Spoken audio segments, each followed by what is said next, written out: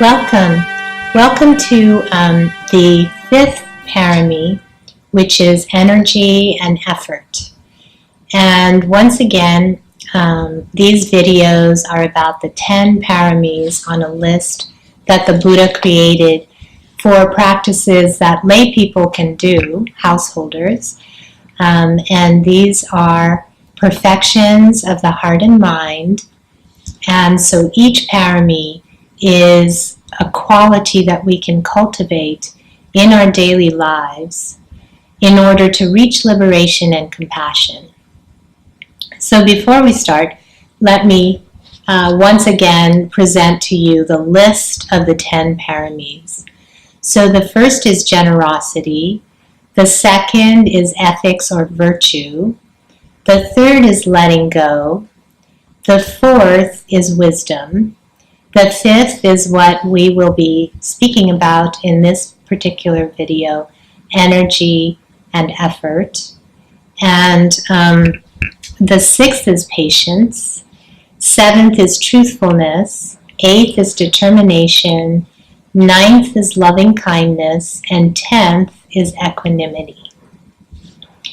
So with energy and effort, the Buddha is talking about physical and mental energy. So we'll talk about energy first. They're both pretty close and best to be practiced together, the energy and effort. So we can, in considering physical and mental energy that we have, we can reflect on how is this experienced. And in doing so, we can think about the various ways in which our energy gets drained. Is it from people, interacting with people? I know for myself personally, I spend a lot of time alone, at least 5 or 6 days a week.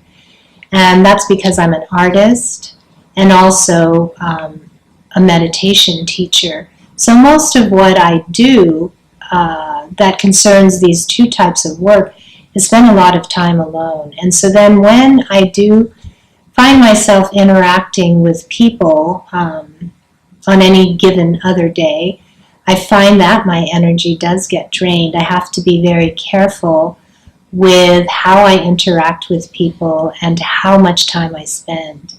So that's kind of interesting for me. And then thinking about solitude, how does that affect one's energy, as well as meditation, sitting meditation? Does it change the energy in some way, or spending time in nature, for example? I find that spending time in nature really rejuvenates my energy, as well as sitting meditation.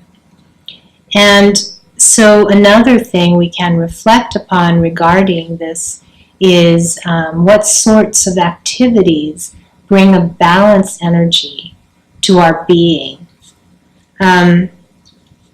Both energy and effort require some kind of balance, not too much or too little. And as we get more sensitive because of the practice, we can actually observe when our energy and efforts that we make to do something is a little bit out of balance, how that can affect us mentally, both mentally and physically.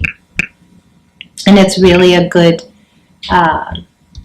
way to practice with these two, is to really observe it. So if there's too much energy or too much efforting, then what can happen is we can get too wound up, and then with the efforting, it can actually feel strained and a little stressful and tight, especially if you take some time to observe the body and even the heart and the mind. You'll see that if there's too much energy or effort, that these kinds of things will be experienced. A tightness, a kind of strain, and a little bit of stress, or a lot of stress, depending. And then if there's not enough of either, we can actually experience feeling sleepy or dull. And so some practices to pass on, once again from Gil Fronsdale, a well-known Buddhist teacher in the peninsula. He mentioned practicing generosity and compassion, and to see how that affects our energy. I have pretty much a daily practice of keeping food inside my car, things like oranges or nuts, and when I am able to safely stop near a homeless person who's standing in the street, I give this person food rather than money. And I find that that really energizes me to do this generosity practice. And of course, I feel compassion, able to feel and experience compassion towards the homeless person. And then another practice that he suggests that I think is really, really good is to be fully present for household chores, whether it's washing dishes, folding clothes, from the laundry, doing the laundry, any of those types of tasks, and to be fully present with it so that the TV is off, the radio is off, there's silence. It's a silent working meditation.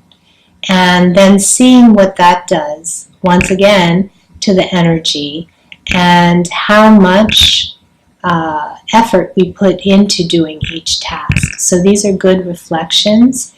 And, it would be good to put these in a journal, because that way you can go back and look at it after some time has passed, just to remember and see if there are things that you could do better, or just do other experiences that will help bring a balanced energy and effort. So I want to end with the 4 efforts that the Buddha actually taught about, and they're known as the 4 right efforts. So the first is known as guarding, and he says not to let an unwholesome, unskillful thought arise which has not yet arisen. So you might be going on with your day and something will kind of stop you in your tracks, and sometimes when we have a tendency to believe our thoughts,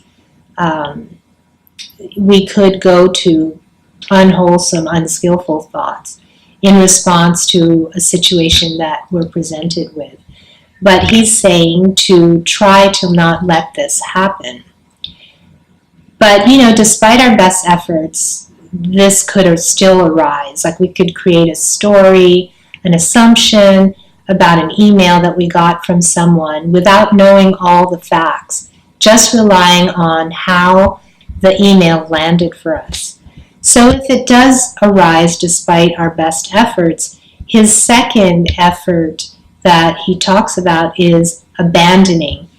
And so that entails to not let an unwholesome, unskillful thought which has in fact arisen to continue.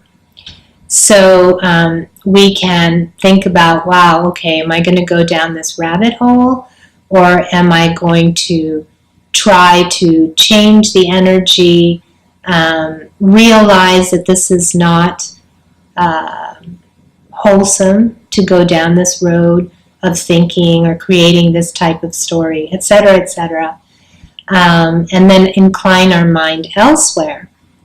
And so the way in which to incline our mind elsewhere in a more wholesome way is his third effort, right effort, that he has taught, the Buddha has taught, and that is to make a wholesome, skillful thought arise which has not yet arisen.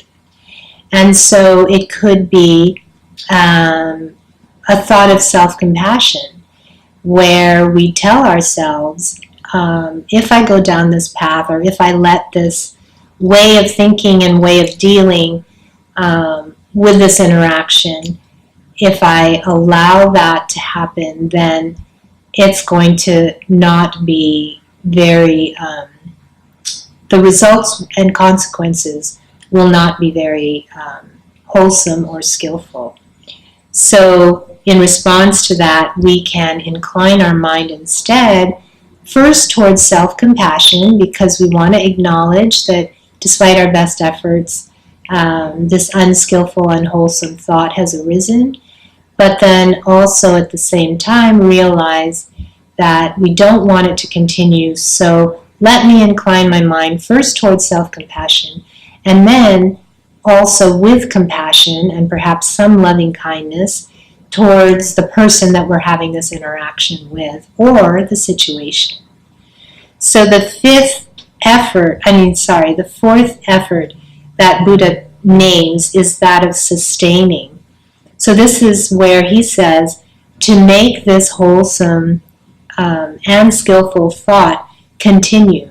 So the self-compassion and the compassion towards the person and loving kindness or towards a situation is what we want to keep inclining our mind towards.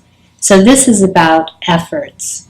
And the last thing I'd like to say about the effort, which is very important, particularly as we get deeper in our practice of meditation, is to know how much effort to put into our practice and how much to let go. Because as I mentioned earlier, too much effort will make it feel strained and tight and also stressful.